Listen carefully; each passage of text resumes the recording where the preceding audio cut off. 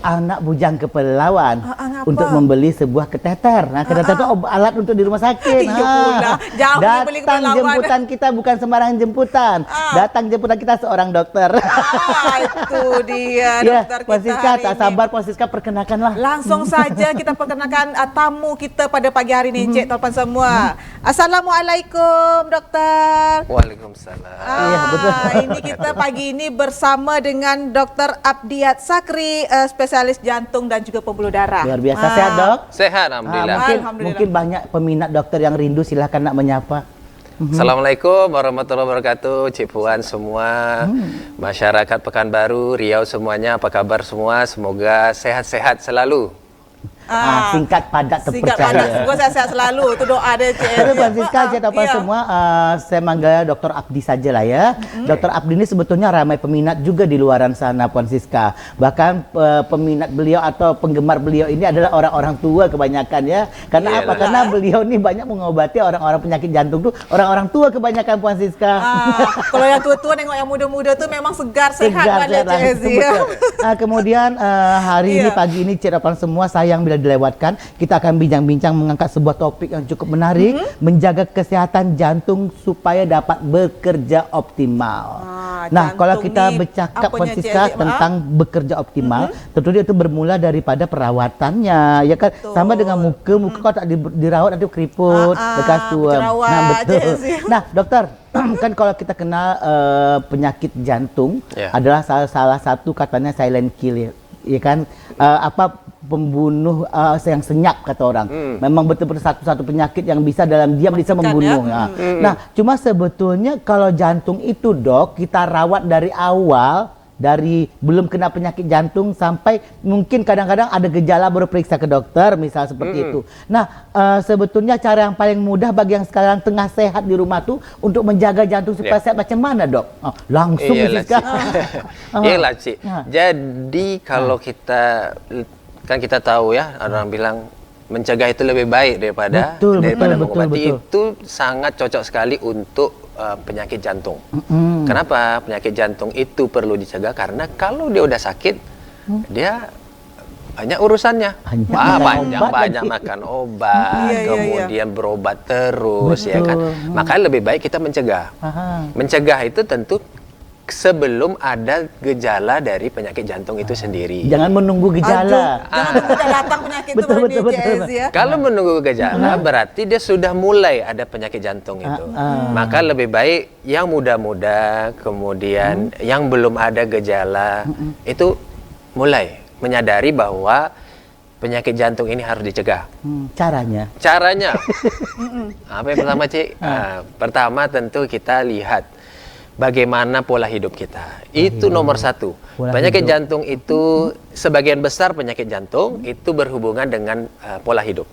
Pola hidup ya. Pola hidup. Apa itu pola hidup? Tentu mulai dari makanan, kemudian bagaimana pola aktivitas, olahraganya, kemudian kebiasaan merokok. Kebiasaan merokok. Kemudian berat badan. Ibaratnya obesitas. Iya. Minum alkohol, ya kan?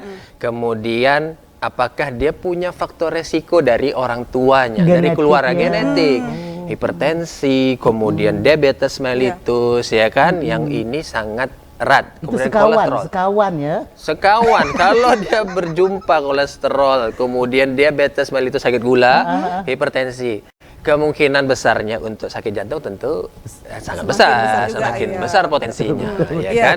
Ini jadi gini, Dok, jadi kan ada bilang tadi pola makan juga, Betul. Dok ya. Jadi seberapa penting pola makan itu dalam menjaga jantung nih ya supaya sehat nih. Nah, kemudian apa saja jenis-jenis makanan itu yang harus direkomendasikan untuk penyakit jantung nih? Iyalah, jadi makanan ini kalau kita lihat zaman kita sekarang ini banyak makanan yang ini kurang sehat. Ya, cepat saji. Tapi penampilan menarik. Penampilan menarik, sedap di lidah, ya kan? Sedap di lidah, betul. Sedap di lidah. Jadi kita harus hati-hati, lebih hati-hati. Orang boleh menjual, tapi kita bisa memilihnya. Kita bisa memilihnya. Kalau orang-orang tua kita dulu, makanannya banyak makanan yang alami. Dari alam. Dari alam. Dia makan paling yang dimasak, betul. kemudian makan 3 kali, cemilan tak ada, tak perlu pakai pesan-pesan online, tak ada. Betul. Sekarang kita mau lapar, langsung terpikir online. Kita bisa datangkan. Tinggal pesan aja. Tinggal pesan. Ya Jadi kan? sebetulnya boleh, cuma porsinya ya, Dok. Boleh, tapi karena kita ini sudah dikelilingi oleh itu semua, Iya, kadang betul. kita tidak tahu lagi batasnya ini sampai mana.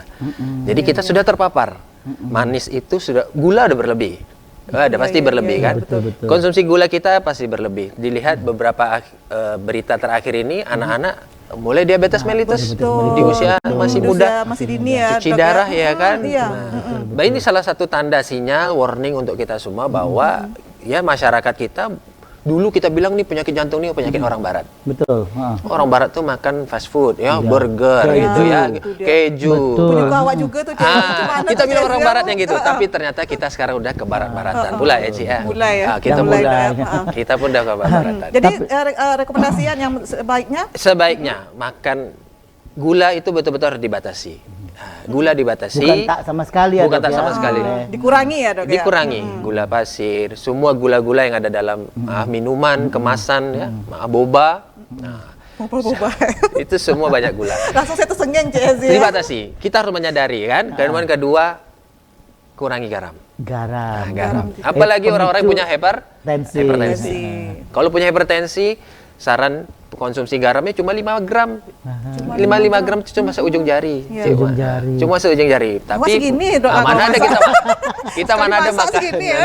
Tapi Makanan memang- kita semua memang, tinggi garam. Dok, terkadang kita tak bisa mengukur garam di luaran ya. Ya. Sebab mereka masak kita tak tahu berapa banyak garamnya. Betul. Jadi kadang terasa masin sedikit kita berhentilah, jangan dilanjutkan ya, Dok ya. Betul. Nah, kemudian Atau dikurangi makan di luar. dikurangi. Sayang pula Cik Ezi. Sayang. Kan mubazir nanti Cik Ezi berdosa. Nah, kemudian dengan lemak, santan, gorengan macam Itu yang mana, Dok? ketiga. Jadi karena kaitannya penyakit jantung ini dengan kolesterol ya. Kolesterol ini nantinya akan teroksidasi dengan adanya peradangan sehingga salah satu penyakit jantung itu penyumbatan di pembuluh darah koroner. Kalau orang mempunyai kolesterol yang tinggi ya, kecenderungan untuk terjadinya sumbatan itu akan lebih besar. Ya, apalagi ditambah dia obesitas, tidak pernah aktivitas fisik seperti olahraga. Dia gampang terjadi peradangan sehingga terjadi sumbatan. Sumbatan ini sedikit demi sedikit, sedikit demi sedikit, lama-lama dia membesar, baru dia ada gejala. Nyeri dada. Nyeri dada. Jadi catatan semua ini sedikit ilmu yang dah kita dapatkan pagi hari ini. Memang pola hidup mesti dijaga, baik dari segi makanan dan pandai juga menakar makanan-makanan yang sehat. Nah, cuma Ya, dokter, Cik Ezi. terkadang seperti ini dokter. Terkadang setiap insan itu dia tidak pernah merasakan adanya sakit. Nah, kemudian pada saat ada gejala baru terasa ini ada apa, baru diperiksa ke dokter. Ya. Dan satu lagi, masyarakat Indonesia kebanyakan punya pandangan kenapa saya mesti general check up, nanti dengan general check up akan tahu penyakit baru itu membuat saya runsing, Makin pening apa kepala. aja, Nah, ya. nah ini pandangan-pandangan seperti ini yang ini banyak di orang Indonesia. Kemudian faktor ekonomi juga, dokter. Betul. Ini bagaimana untuk menghadapi keadaan seperti ini, dok? Betul. Jadi kalau kita mau mencegah, tentu kita harus melakukan sesuatu sebelum ada gejala. Betul kata Cik tadi itu medical check up. Betul. Medical check up itu berarti kita men-screening apakah kita ini berpotensi atau memiliki faktor resiko untuk kemudian harinya nanti akan mengalami sakit jantung. Sakit jantung. Yang paling banyak sakit jantung itu terkait dengan usia dan faktor resiko yang ada itu. Yang pertama memang penyakit jantung koroner. Dan inilah yang paling sering sekali kita lakukan screening atau medical check up untuk mengetahui. Betul. Dan banyak sekali kita scoring penilaian-penilaian apakah kita nanti dalam 5 sampai 10 tahun ke depan nanti kita akan kena penyakit jantung koroner. Betul. Nah, memang harus tidak mau kita harus melakukan medical check up. Ataupun yang lebih simpel daripada itu, pemeriksaan rutin saja, misalnya tensi yang mudah-mudah. Tensi tidak mahal kan? Betul. Cek tensi, kemudian lihat berat badan kita. Iya. Berlebih enggak? Obesitas atau overweight atau kita sudah ideal berat Atau badan. ideal, ya. Kemudian ketiga lagi yang lebih gampang, olahraga. Olahraga itu kalau kita rutinkan dan kita tidak pernah ada keluhan saat olahraga, itu sudah cukup mengatakan bahwa Kita jantung sehat, kita sehat. jantung kita tuh baik. Betul. Secara tidak langsung ya, Ci. Secara tidak langsung Tapi dengan kita bisa macam Cik Eji sekarang kan bisa jogging, bisa lari, berarti jantung membaik seperti itu ya. Dok. Betul. Tapi kadang Dok ya ada juga kita baca juga, tapi kalau terlalu olahraga yang berlebihan itu tidak baik juga katanya. Itu seperti apa? Mengukur lagi ya. Jadi penyakit jantung yang lainnya, misalnya ada orang yang kalau kita lihat ada orang olahraga tiba-tiba dia kolaps apa semua ya. Betul. Ini dia ada satu jenis dari penyakit jantung itu yang berkaitan sekali dengan olahraga. Memang dia punya resiko ini dari kecil sebenarnya. Dari riwayat ini. Iya, yang itu tidak screening dan itu pun terjadi di atlet-atlet internasional. Atlet ya. Sepak bola, kemudian yang lain-lain kan ada yang lagi olahraga tiba-tiba kolaps. Nah, itu dia. Nah, Itu ini tetap- menarik nih dokter. Kita paham semua ternyata ada jenis penyakit jantung yang tentunya ini juga ada berhubungan erat dengan olahraga. Jadi tak selamanya olahraga itu bisa membuat jantung sehat, tapi justru beresiko. Seperti itu. Nah, harus pandai memilih olahraga apa yang sangat tepat, Dok ya, betul. Nanti kita singgung itu. Kemudian dokter, satu soalan lagi nih dokter.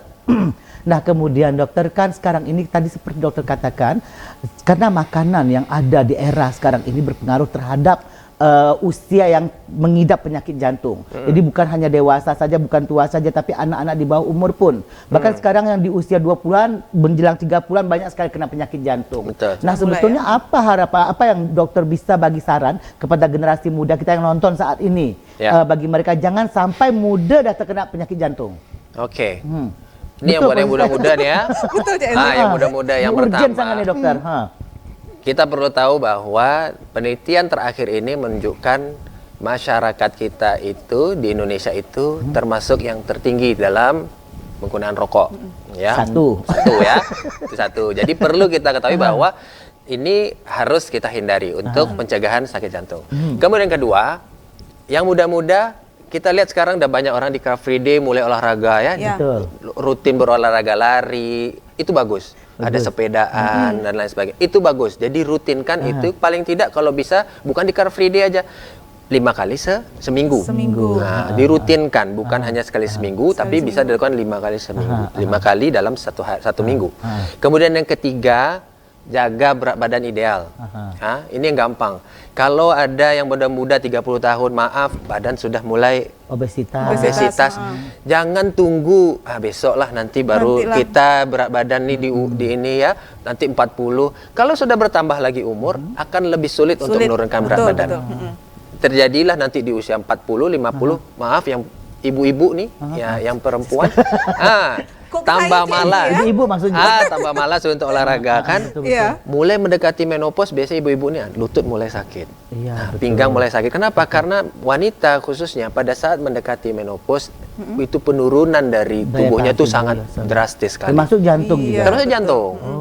Jadi nih coba 3 nih, hindari rokok, olahraga rutin, kemudian jaga berat badan ideal. Ini yang simple. Untuk generasi muda kita. Untuk generasi muda. Kualitas tidur bagaimana dokter? Untuk tidur ini sebenarnya berhubungan bisa juga berhubungan terhadap penyakit jantung. Tapi tidak secara langsung.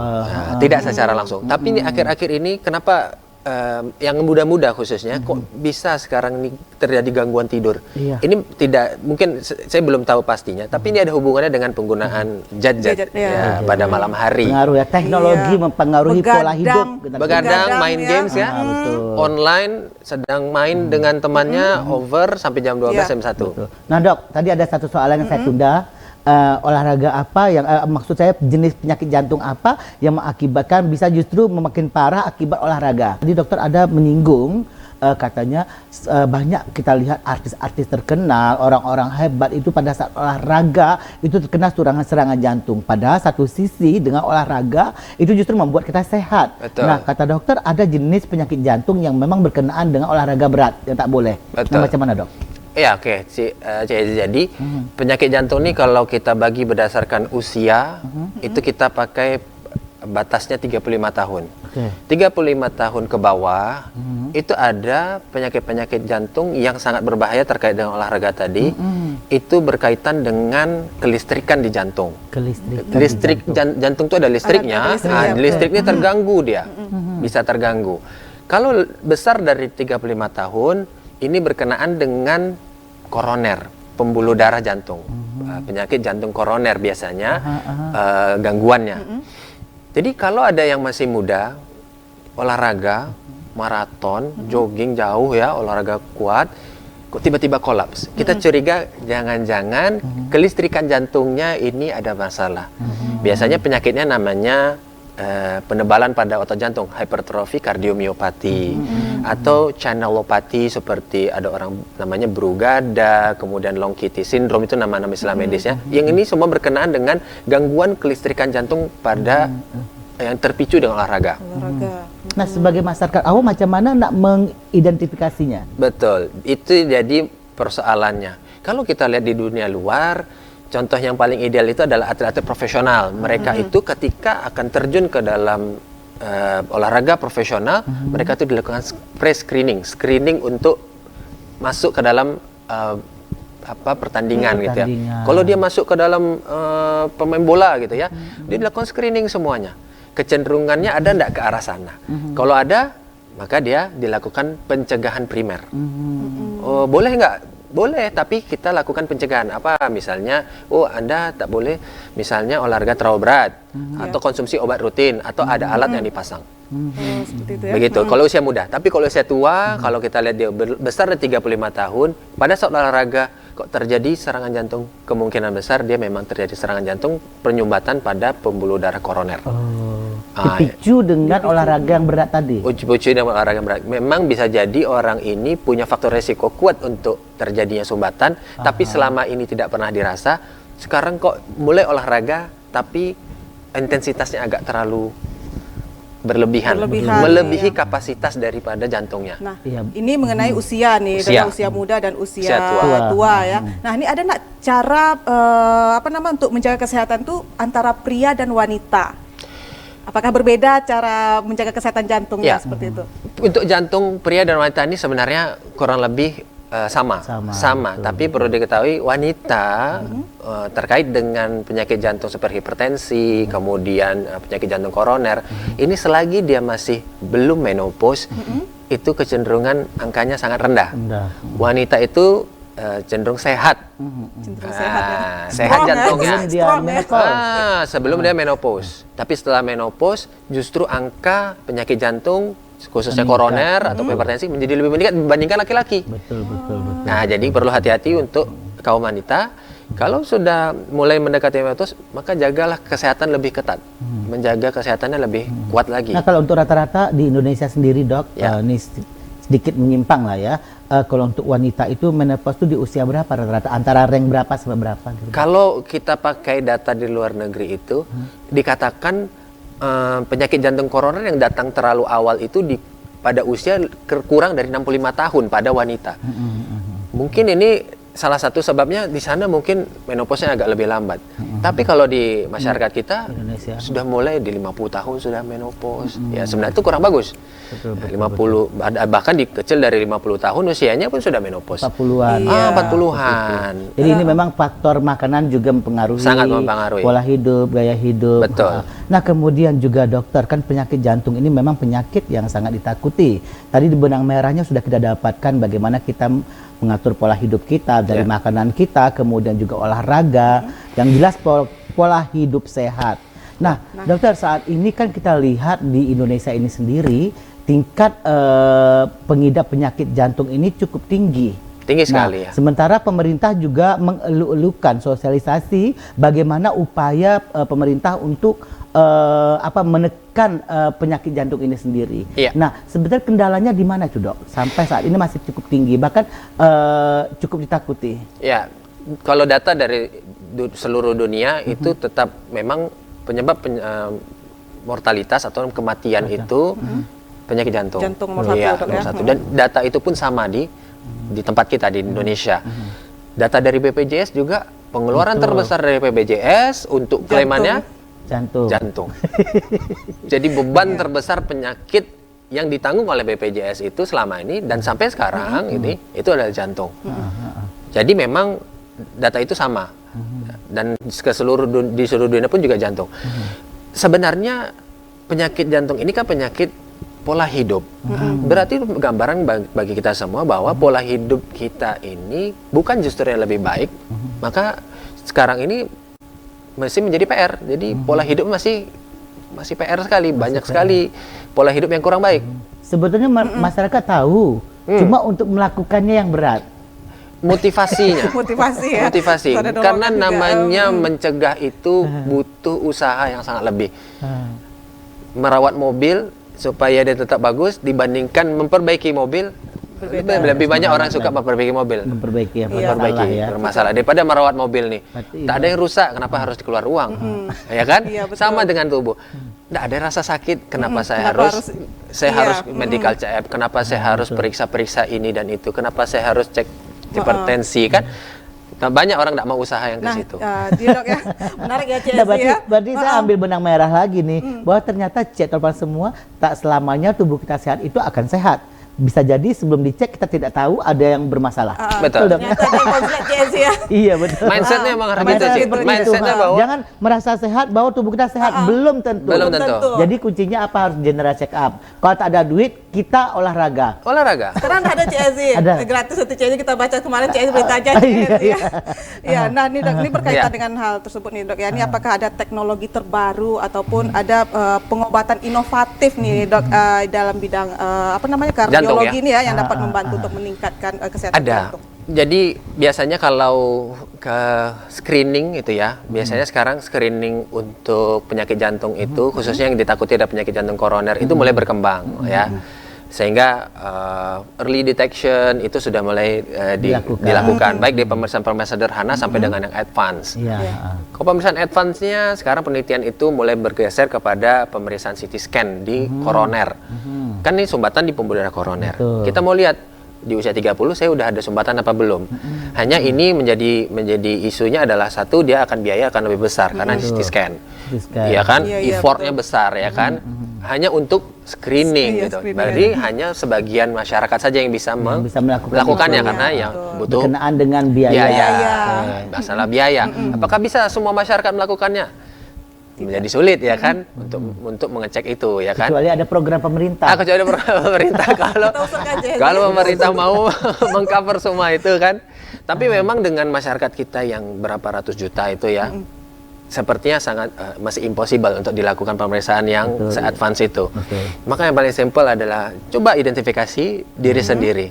Arahnya, apakah kita memiliki faktor risiko utama dari penyakit jantung, hipertensi, diabetes mellitus, kolesterol ya, kebiasaan merokok. Lagi sekarang tambah lagi. Asam urat pula ya. Ada lagi. Urat, kolesterol, kemudian apakah kita punya, kalau wanita apakah sudah menopause atau tidak. Identifikasi aja nih.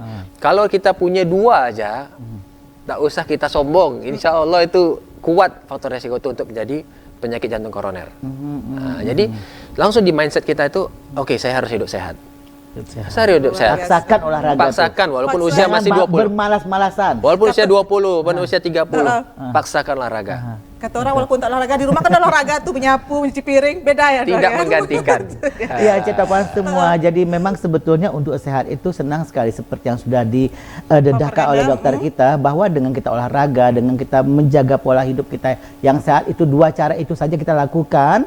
Ya mungkin kita tak perlu kalau memang tak ada duit untuk general check up, tapi cukup menjaga kesehatan seperti itu dan juga pandai melihat kondisi diri tubuh. Karena kita sendiri yang tahu dan kondisi kita dokter ya.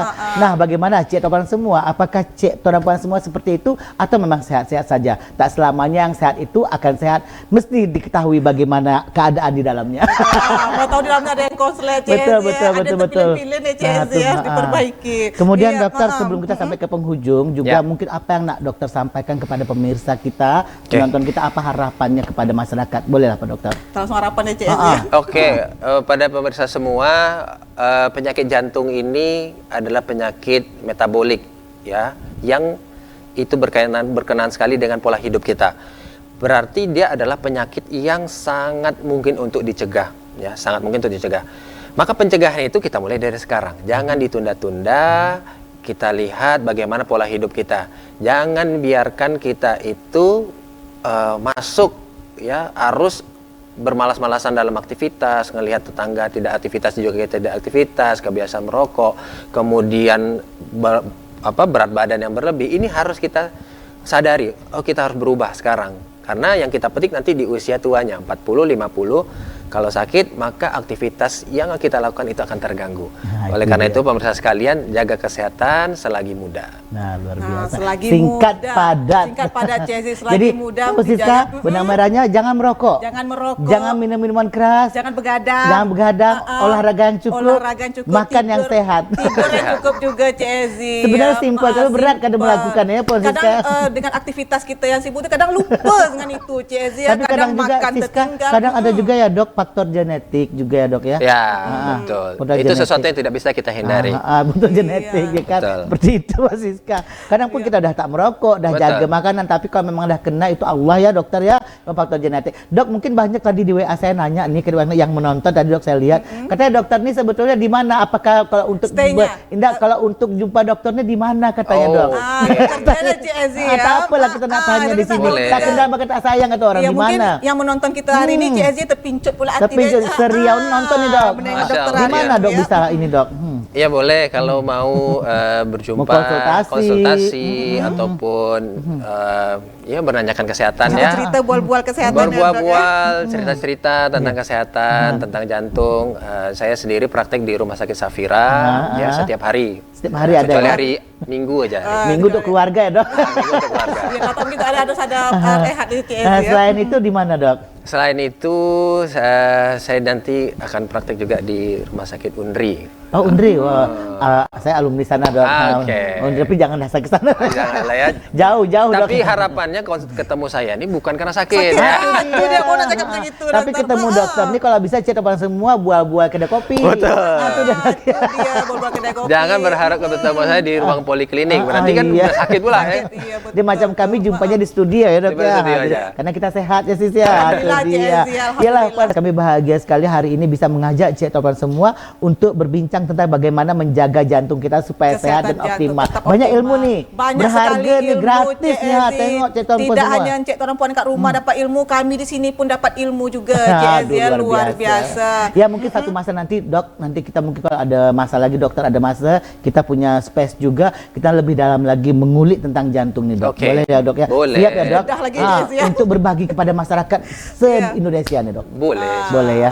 Terima kasih rekan kami Dokter Terima Abdi. kasih Dokter Abdi atas Terima kasih banyak kehadirannya. atas Semoga berkah ya untuk kesempatannya. kita semua ya. Sama-sama.